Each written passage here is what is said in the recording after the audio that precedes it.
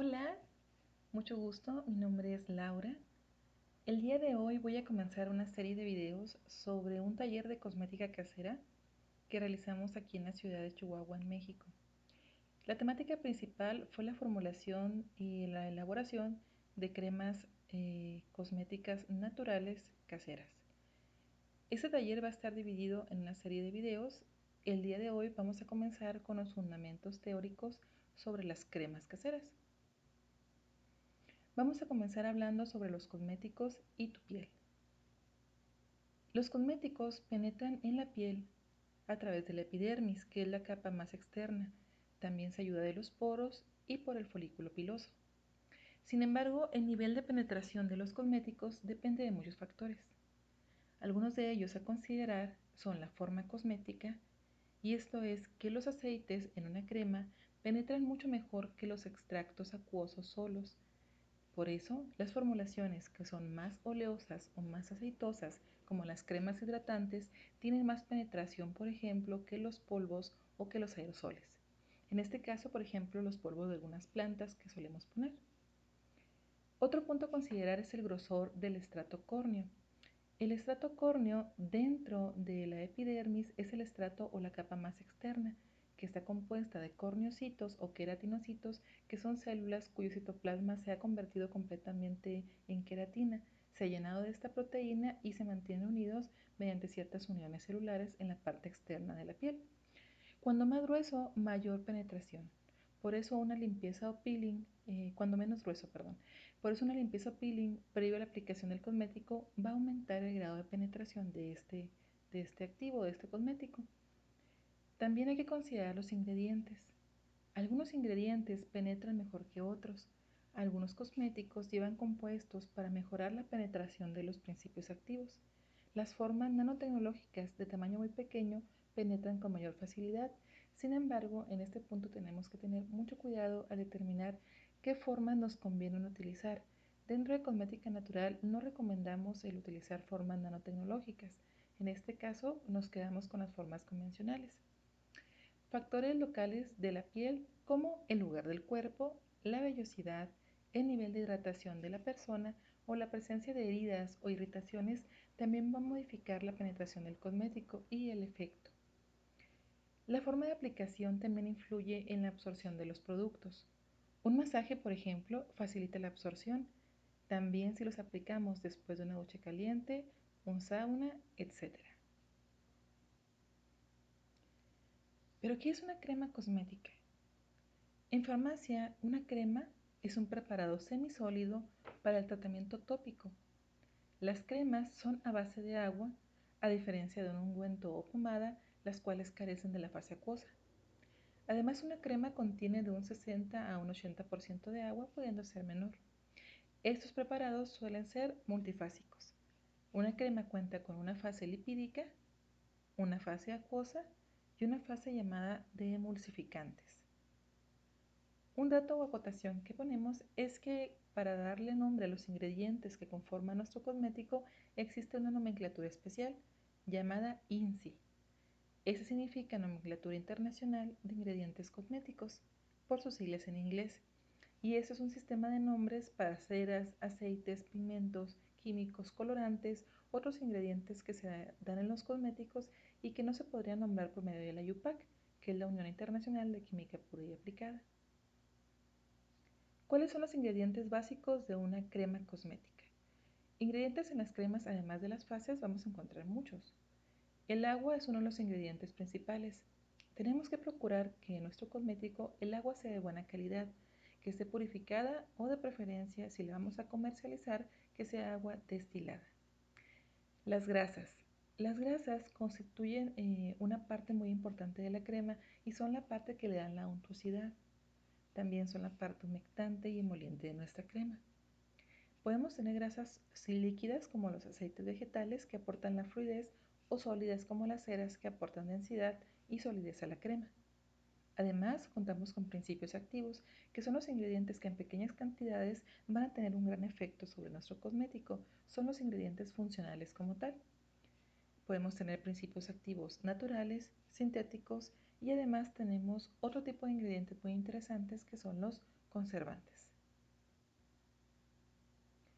Dentro de las diferentes sustancias que podemos agregar a una crema, podemos también añadir un coauxiliar de los conservantes que son los antioxidantes. Estos se pueden agregar como activos específicamente para que tengan una función antioxidante dentro de la piel o se pueden agregar para facilitar que los aceites se conserven en buen estado, esto es que no entren en estados de rancidez u oxidación. Los más utilizados son la vitamina E y el aceite de germen de trigo, que dentro de todos los aceites es el más rico en vitamina E de manera natural. Esencias o perfume. Estos son opcionales, pero pueden ser naturales o artificiales, también son sintéticos. Son básicamente las esencias que aportan las notas aromáticas y que hacen agradable la percepción de nuestro cosmético. Humectantes son aquellos que impiden que la crema se seque o que la piel pierda agua. Normalmente esto lo hace la piel de manera natural, teniendo una barrera acidofílica que permite que se retenga la humedad y que no se evapore en exceso el agua. Algún ejemplo de ingredientes que se utiliza como humectantes son la glicerina, el sorbitol de un 2 a un 5% y de manera sintética el propilenglicol. Las siliconas son compuestos que en cosmética natural nosotros no vamos a utilizar, sin embargo tenemos que saber que se agregan y uno de ellos, un ejemplo, son las ciclometiconas, las dimeticonas, aceites de siliconas, que realmente engrasan la crema y los cosméticos, los hacen resistentes al agua y dan una sensación muy ligera. Los electrolitos también se agregan como sales, como tonificantes o también se agregan como sistemas buffer para poder mantener el pH de nuestras cremas. Secuestrantes también son agentes quelantes, son aquellos que impiden que los metales den un color no deseado a la crema, en este caso como el cobre libre o el fierro. Por eso tenemos que tener un agua de buena calidad. Del lado derecho podemos ver algo que es un recuadro donde puse cuál es la zona del cuerpo y cuál es la penetración relativa de los cosméticos. Tenemos que saber que en el cuerpo absorbemos los cosméticos de diferente forma, ya que tanto nuestra piel como nuestra fisiología hacen que las diferentes zonas, por su forma también y su función, tengan diferentes características de absorción.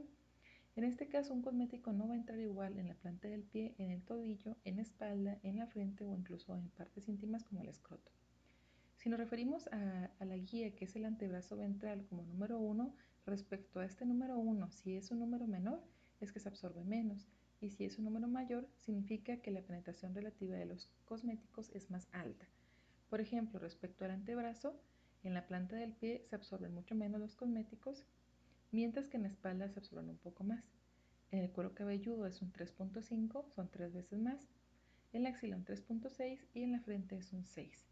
Si nos vamos a partes de la cara, vemos que la absorbancia o la absorción relativa es mucho más alta. También tenemos que conocer cuáles son los tipos de cremas cosméticas y en este caso las llamamos clasificación alfabética. Estas son las AA Creams, BB, CC, DD y EE Creams. Las cremas AA son las cremas antiedad. Son las cremas que se encargan de minimizar los signos de envejecimiento y aportan luminosidad. Las BB Creams son muy comunes, de hecho con estas empezamos toda la serie de las cremas alfabéticas y son aquellas que ofrecen hidratación, protección solar y un poco de color. Son recomendables para pieles normales y para pieles jóvenes. Las CC Creams son las cremas correctoras de color. Corrigen el tono de la piel y le brindan uniformidad, además de hidratarla y protegerla del sol. Las DD Creams significan protección diaria, son ricas en antioxidantes y sirven como primer tratamiento antiedad. Entonces las DD Creams van dirigidas a un público más maduro. Las EE Creams son cremas exfoliantes, son las más recientes que se añadieron y son las que nutren y protegen el rostro con el beneficio adicional de ofrecer limpieza y exfoliación. Por ejemplo, aquí no tengo ninguna imagen de una EE Cream, pero hay muchas cremas EE Creams a base de arcillas. En esta imagen puse algunas de las características de las funciones que realiza la piel. Y estas son, la piel es un órgano extenso, tenemos aproximadamente 2 metros cuadrados de piel y esta nos protege frente a las agresiones del clima, por ejemplo el frío y el calor.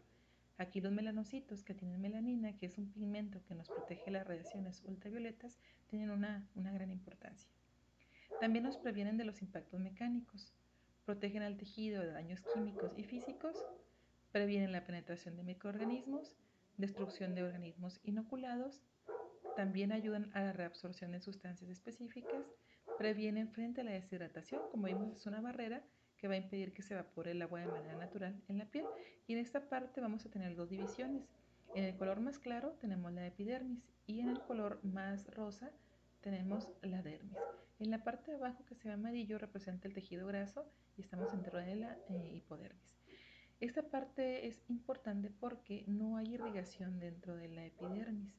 La última capa de la epidermis, que es esta y es el estrato córneo, es donde tenemos el manto hidrolipídico. Esta irrigación sanguínea solamente está en la dermis. En la dermis vamos a encontrar tanto células como fibras y dentro de las fibras son estas las que le van a dar las características de elasticidad a la piel. Pero también tenemos una gran cantidad de funciones, entre ellas el sentido del tacto.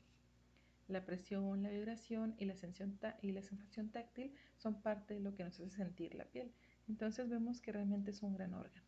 Adicional a esto, existen células como las de Merkel o las de Langerhans que también le dan la funcionalidad nerviosa e inmunológica de la piel. Esta piel que vimos que tiene una gran cantidad de elementos es interesante porque podemos tener una interacción con los cosméticos de determinada forma. Por ejemplo, en la parte izquierda de la presentación podemos ver una glándula sebácea que está acompañado de un folículo sano. Cuando tenemos un comedón cerrado, que le llamamos espinilla, vamos a ver que existe una proliferación de grasa y bacterias que van a acompañar esa lesión. Esto va a hacer que se forme una pequeña protuberancia dentro de la piel que vamos a llamarle espinilla. Cuando hay un comedón abierto, también hay la presencia de células muertas. Esto, más la producción de pigmentos, hace que se oscurezca la zona, lo que ya va a ser un punto negro o un comedón abierto. Cuando hay leucocitos que van a atacar la infección, se crea una zona inflamatoria. Cuando se crea esta zona inflamatoria, ya aparece el enrojecimiento. Esta lesión se conoce como pápula. Si esta lesión se sale de control y además hay pus, que es el sebo, restos bacterianos, glóbulos blancos, que son los leucocitos, esta lesión ya se conoce como pústula. Entonces vemos que dependiendo de la interacción que tengamos, tanto cosmética o las alteraciones que haya, la piel va a ir reaccionando de diferente forma. La formación de arrugas es algo quizá de lo que más nos importa conforme vamos cumpliendo años, creciendo, madurando. Y es porque la piel joven realmente se mantiene elástica debido a la interacción de diferentes fibras, fibras elásticas, fibras gruesas, fibras delgadas que tenemos en la parte llamada dermis. Dentro de la parte dermis y todo el tejido conectivo tenemos el soporte que le da ese aspecto liso a la piel. Cuando esas fibras se van perdiendo, se van dañando y la forma en la que se empaquetan o se realizan esas fibras nuevamente es defectuosa, van apareciendo pequeños surcos en la piel que se van a ir haciendo cada vez más pronunciados. Por ejemplo, a los 55 años la ruptura y la irregularidad del tejido ya es notoria. Entonces, estos factores que se mencionan del lado derecho ayudan a que esto se lleve a cabo de una manera más rápido y es lo que conocemos como envejecimiento prematuro, cuando ya no es parte de un proceso natural, sino que es un proceso que se lleva de manera acelerada, de manera que esto que está ocurriendo a los 55 años puede empezar a ocurrir desde los 35 años. ¿Qué factores son? Bueno, la radiación solar con la luz ultravioleta, el tabaco, la temperatura, el aumento de temperatura o los cambios bruscos, la alimentación rica en grasas saturadas, en elementos oxidantes, prooxidantes, el estrés, la falta de sueño, la contaminación. Todos estos factores van a incidir en nuestra piel y van a ocasionar el fenómeno de envejecimiento prematuro. Algo muy interesante es cómo interacciona la piel y qué pH tiene. El pH es el potencial de hidrógeno, eso significa, por eso la P es minúscula y la H, como viene el elemento hidrógeno, la tabla periódica, es mayúscula. El pH es una medida de qué tan ácido o qué tan alcalino o qué tan básico es una sustancia. Para que quede claro, el pH dentro de la piel es dinámico y este va a depender tanto de factores endógenos, que son los propios o internos, como de factores exógenos. Los factores endógenos más importantes son la edad cronológica, las predisposiciones genéticas a ciertas enfermedades, la zona anatómica, las secreciones eccrinas y apocrinas, que son las secreciones de sudor y de sebo, la humedad, las bombas de protones que hay dentro de cada célula, que hacen el equilibrio electrolítico, los componentes de ácidos grasos, ácido urocámico u urónico, ácido pirulín carboxílico, que son básicamente los ácidos grasos que se encuentran dando la acidez natural de la piel. Esto más las secreciones de sebo y sudor, que tienen un pH de 5 a 6, hacen que el pH final de nuestra piel sea aproximadamente de 4.7. Sin embargo, el pH varía incluso con el clima. Puede variar siendo más ácido en primavera y verano y más alcalino en otoño y invierno. También cuando nos levantamos tenemos un pH y después con las secreciones, la interacción, el clima, el ambiente, nuestro pH va haciéndose más ácido. También existe un ecosistema microbiológico estable, y esto es que dentro de ese manto hidrolipídico existen una serie de bacterias comensales que están interaccionando con nuestra piel. Normalmente ellas se encargan de degradar los ácidos grasos y esto genera una mayor acidez dentro de nuestra piel. Ellas están alimentando de todas las células muertas que resultan de la descamación. Cuando nosotros nacemos, el pH en los recién nacidos es neutro, y eso es básicamente porque todavía no han desarrollado ni un sistema hormonal que produzca ácidos grasos dentro de su piel, sus glándulas sudoríparas no están maduras, etc. Entonces, los recién nacidos tienen un pH más bien neutro. Sin embargo, en los bebés ya se empieza a ver que el pH es ligeramente ácido, de un 6.6 a más o menos 0.25 unidades, quiere decir 0.25 unidades hacia arriba o 0.25 unidades hacia abajo. De los 18 a los 60 años mantenemos un pH más o menos constante de 4 a 5.5 dentro de las distintas partes del cuerpo, pero después de los 70 años el pH tiende a aumentar de manera súbita y a los 80 años ya la elevación del pH es drástica. Ya hablamos de daños considerables relacionados a piel seca.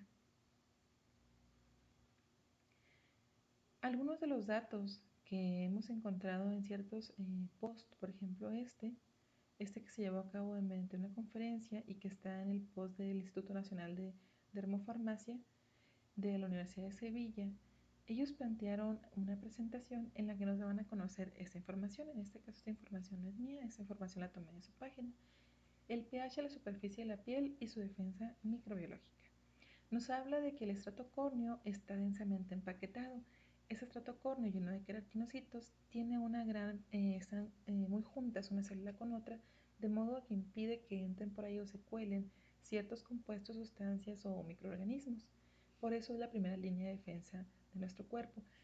También las secreciones salinas de las glándulas secrenas crean un ambiente hiperosmótico, salino, para que las bacterias no se depositen, las bacterias externas.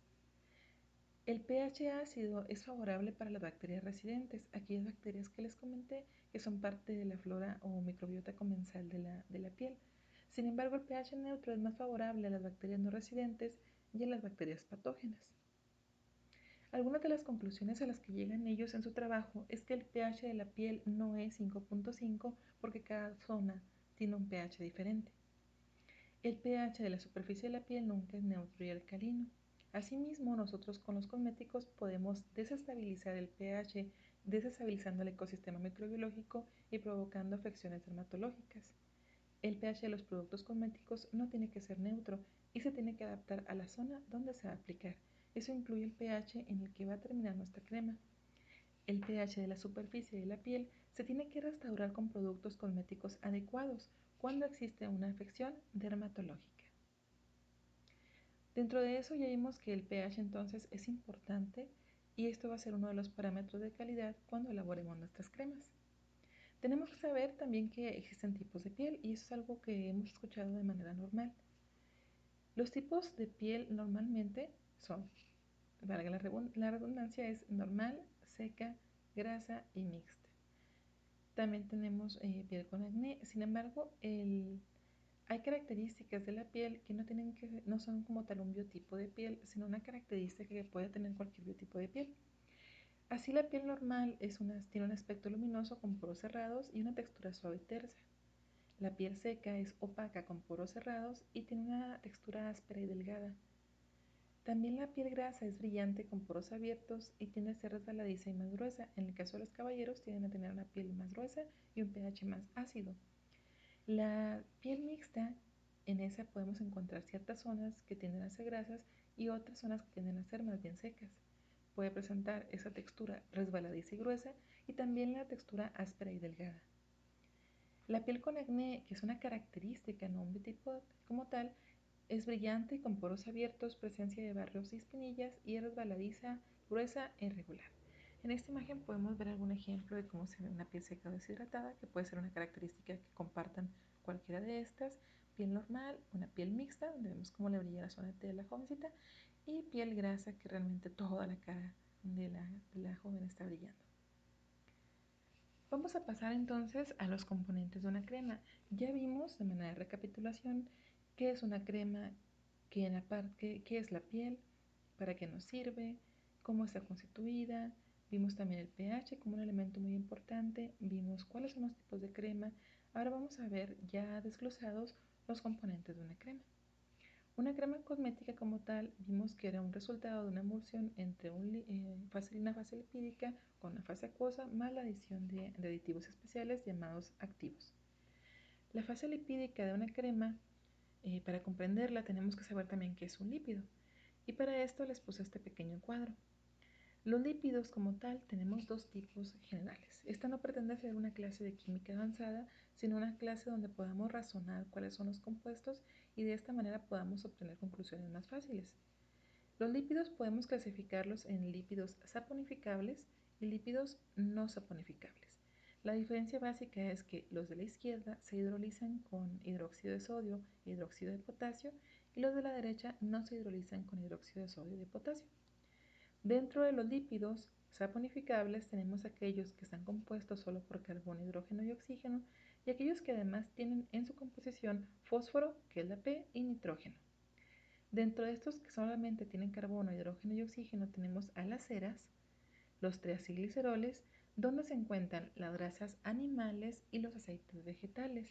Y es por eso que como son saponificables podemos hacer jabón a partir de ellas. Del lado derecho tenemos los ésteres de glicerol, los ésteres de esfingosina y nos dan tres compuestos muy interesantes que son los fosfoglicéridos, los glicolípidos y los esfingolípidos. Del lado derecho tenemos los lípidos que nos saponifican. Dentro de ellos están los esteroides, los terpenos y otros. Estos, por ejemplo, son componentes de los aceites esenciales. Si lo vemos de esta manera, los aceites esenciales no formarían jabón. Ceras. Un punto muy interesante es que las ceras es uno de los elementos que más utilizamos para emulsionar o para darle dureza a nuestros preparados dentro de las cremas. Las ceras son ésteres de ácidos grasos saturados y alcoholes de cadena larga. Normalmente las ceras son recubrimientos que evitan la pérdida de agua en las hojas de las plantas. Las siguientes son algunas de las ceras naturales representativas. Normalmente son ceras simples y son saponificables. Por eso les podemos añadir y crear un jabón, por ejemplo. La esperma de ballena o el espermaceti es una cera que se obtiene de la cabeza del cachalote. Ya también se obtienen algunas de manera sintética. Se compone principalmente de un aceite llamado palmitato de acetilo. Se usa como base emoliente. Esta palabra quiere decir que suaviza los tejidos para medicamentos y cosméticos en forma de ungüento y también se utiliza mucho para la producción de velas. Es muy parecido al ácido esteárico. Así lo veríamos el esperma de ballena. La cera de abejas normalmente tiene su origen en el panal de abejas. Su fórmula estructural es la siguiente: R, C, O, R. Y este uso es para ceras para calzado, velas, papel encerado, flores artificiales, como un convulsionante dentro de cosmética, endurecedor, etc. Aquí tenemos un bloque de cera de abeja. Cuando esta cera de abeja se retiran los pigmentos y se refina, se conoce como cera de abeja alba o solamente como cera alba, ya que recupera el color blanco que tenía de manera inicial la cera cuando se sintetiza. La cera de carnaúba es una opción vegana para la cera de abejas y son las que provienen de las hojas de la palmera de Brasil. Normalmente la cera de carnaúba, por su brillo especial, se utiliza para automóviles, para encerar pisos, para encerrar barras, también se usa para encerar y darle terminado a la madera, a los cinturones, al cuero, y tiene la forma estructural que vemos a continuación. Compartiendo estructura con ellas viene un aceite muy interesante que nosotros conocemos como cera de jojoba o aceite de jojoba. Como lo encontramos líquido de manera natural, es común que le denominemos aceite de jojoba. Sin embargo, químicamente, se pueden dar cuenta, comparte características con la cera de carnauba y la cera de abeja. Es por lo tanto una cera líquida. Y eso se debe a que sus cadenas son ligeramente más pequeñas, 19 carbonos y 29 carbonos, que las compañeras ceras. Al ser una cadena más pequeña, esta tiende a comportarse de manera diferente físicamente y a ser un aceite en temperatura ambiente. Los ácidos grasos saturados es algo de lo que vamos a hablar mucho cuando hablemos de cómo se comportan o cómo se componen los aceites vegetales. Los ácidos grasos saturados son aquellos que sus enlaces son simples dentro de su composición química. Esto que están viendo es el número de carbonos y esta es la nomenclatura para ellos. Después de los dos puntos, eso significa que tengo 12 carbonos y que no tengo ningún enlace doble o triple, o sea, las insaturaciones. El nombre que está aquí es un nombre que en nomenclatura química se le da de manera común a estas fórmulas. Si tiene 12 carbonos se denomina ácido láurico. Por ejemplo, el coco tiene una gran cantidad de estos ácidos grasos de cadena corta, que es el láurico. El mirístico está en las nueces, el palmítico, que son 16, está en la palma, el esteárico, es el ácido esteárico como tal, es un ácido graso saturado que por lo general viene de las grasas animales y tiene 18 carbonos. Además tenemos el ácido araquídico que tiene 20 y se encuentra en el maní o cacahuate. También tenemos aquellos ácidos grasos que tienen insaturaciones. Estos ácidos grasos son aquellos que en lugar de tener solamente un enlace sencillo, este es un enlace sencillo, tienen también enlaces dobles o enlaces triples. Estos enlaces dobles o triples son los que consideramos insaturaciones. Esto hace que las moléculas se comporten de manera distinta. Esta es la fórmula general para ellos, esta no nos interesa por el momento, pero sí la nomenclatura. Por ejemplo, aquel aceite esencial que tiene 16 carbonos ahora se llama ácido palmitoleico. Si se fijan, cuando tenía 16 carbonos y era saturado se llamaba palmítico. Ahora tiene la terminación leico, entonces es palmitoleico. Y te dice que tiene una insaturación en el carbono número 9. Este es 18 carbonos en total, una insaturación en el carbono número 9. Y este es el ácido oleico. Está presente en las aceitunas y el maíz. También, además de los monoinsaturados que solamente presentan una insaturación, tenemos aquellos que son poliinsaturados. Y esos presentan 2, 3 o 4 insaturaciones. Aquí este numerito nos indica en qué posición está la insaturación. Y son el linoleico, el linolénico y el araquidónico. Estos están en el girasol, en el maíz, en las carnes, en los huevos y en el pescado. También es importante que hay otra nomenclatura denominada omegas. Los hemos escuchado muchas veces en alimentación, pero básicamente un omega, omega 3 o omega 6, es la presencia de estas insaturaciones en un carbono determinado, y en este caso se les da ese nombre 3, 6 o 9. Los alimentos ricos en omega 6 son los alimentos ricos en aquellos que son ácidos linoleicos y ácidos araquidónicos, mientras que la EPA, DHA y el alfa-linolénico son los conocidos como omega 3, mientras que estos los encontramos sobre todo en alimentos de origen animal y en algas. El alfa-linolénico, que es muy valioso, lo encontramos en nueces, en semillas, en lino, en cloroplastos de hojas verdes. Tenemos que tener un equilibrio en la cantidad de ácidos grasos que consumimos, siendo más alta la cantidad que debemos consumir de omega 3 que de omega 6, cuando en las dietas por lo general consumimos el doble de omega 6 que de omega 3. Bueno, hasta aquí la primera parte de cómo se formó la crema cosmética.